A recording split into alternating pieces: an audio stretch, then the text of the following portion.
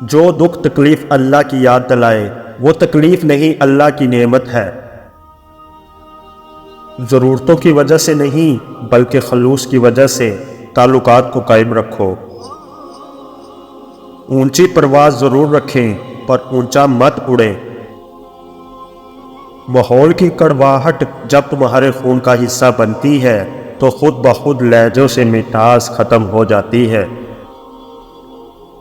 جدوجہد جتنی سخت ہوگی جیت اتنی ہی شاندار ہوگی۔ دعا کے قبول ہونے سے پہلے آزمائش ضروری ہے۔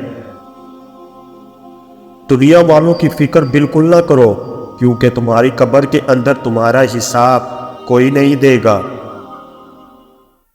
جو آدمی منافقت کی سیڑھیاں چڑھنا شروع ہو جاتا ہے اس کو جھوٹ کی عادت ہو جاتی ہے۔ مت اداس ہو اتنا کسی کے لیے، تم کسی کے لیے جان بھی قربان کر دو گے تو لوگ کہیں گے اس کی عمر ہی اتنی تھی۔ اس وقت انسان تنہائی پسند ہونے لگتا ہے جب دنیا والوں کی حقیقتیں سامنے آنے لگتی ہیں۔ جو آپ کی خاموشی نہ سمجھ پائے وہ آپ کے لفظوں کو بھی نہیں سمجھے گا۔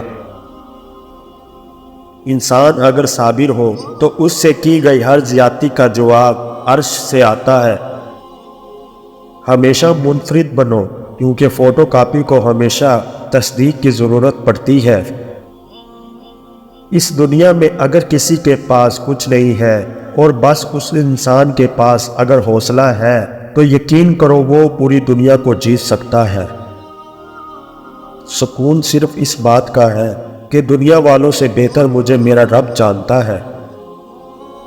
جس گھر میں احمد نام کا بیٹا ہو وہاں رزق کی تنگی کبھی نہیں آتی۔